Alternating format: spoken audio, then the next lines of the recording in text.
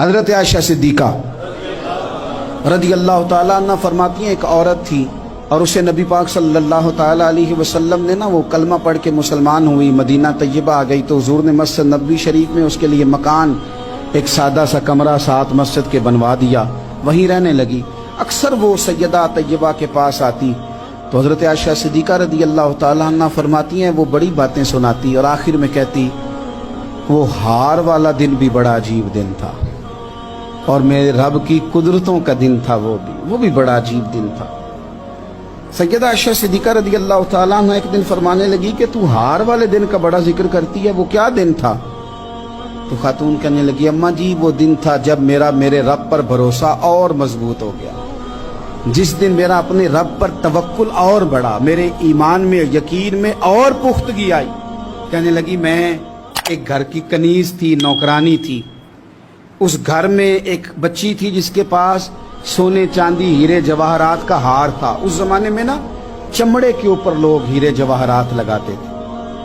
کئی دفعہ سرخ رنگ کے چمڑے پہ لگائے جاتے تھے، وہ بچی پہنتی تھی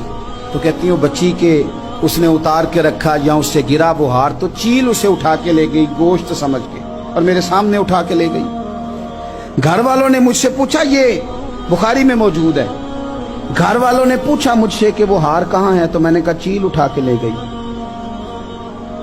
گھر میں کچھ چوری ہو جائے تو سب سے پہلا الزام کس پہ لگتا ہے؟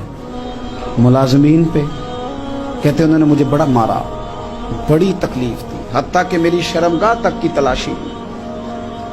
میری عزت اتنی خراب کی میں بتا نہیں سکتی۔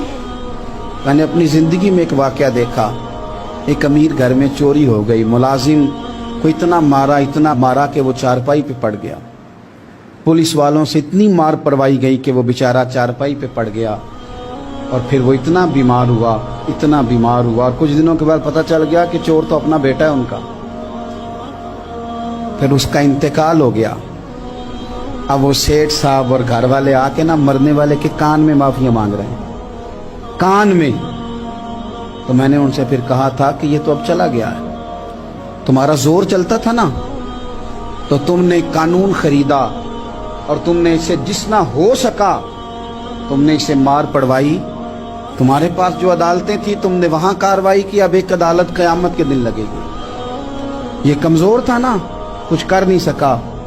میرے نبی پاک صلی اللہ علیہ وسلم نے فرمایا سن لو، اگر سینگ والی بکری نے بغیر سینگ والی بکری کو تکلیف دی ہوگی نا تو قیامت کے دن اسے بھی بدلہ دینا پڑے گا کہ تیرے پاس سینگ تھے اور تو نے اسے مارا تھا۔ وہ خاتون عرض کرتی ہے سیدہ عائشہ کی خدمت میں کہ مجھے بڑا مارا، مجھے تکلیف دی، میں کہہ رہی تھی کہ میرے سامنے چیل لے گئی ہے پر وہ نہیں مان رہے تھے، اماں جی انہوں نے مجھے بڑا مارا۔ حضرت عائشہ صدیقہ کہتی ہیں پھر کیا ہوا؟ کہنے لگی اماں جی جب کوئی میرا مددگار نہ رہا، مجھے تکلیف دے رہے تھے، رسوا کر رہے تھے، تو میں نے اپنے رب سے مدد چاہی، میرے رب کی طرف میں نے توجہ کی، میں نے کہا مالک اب تو ہی میرا مددگار ہے۔ کہتی ہے وہ مجھے مار رہے تھے تو وہ چیل جو ہار لے گئی تھی وہی لے کے واپس آ گئی اور ہمارے سروں کے قریب لا کے اس نے جب اس ہار کو پھینکا وہ مجھے چھوڑ کے سائیڈ پہ ہوئے، وہ میری بے گناہی جان گئے، لیکن آپ کو بتاؤں اس دن سے میرا اپنے رب پر یقین اور بڑھ گیا۔ مجھے سمجھ آ گئی کہ جب انسان پورا ٹوٹ جاتا ہے اور جب کوئی چاروں جانب اس کا مددگار نہیں ہوتا تو رب تو ہوتا ہے نا، اللہ تو اس کا مددگار ہوتا ہے نا، وہ تو پھر اپنے اس بندے کی مدد کرتا ہے نا، پھر وہ تو توانائی دیتا ہے نا، وہ تنہا نہیں چھوڑتا، وہ تو آنسوؤں والوں کے آنسوؤں پہ بڑا کرم فرماتا ہے، وہ تو قسم پرسی میں آ جاتا ہے۔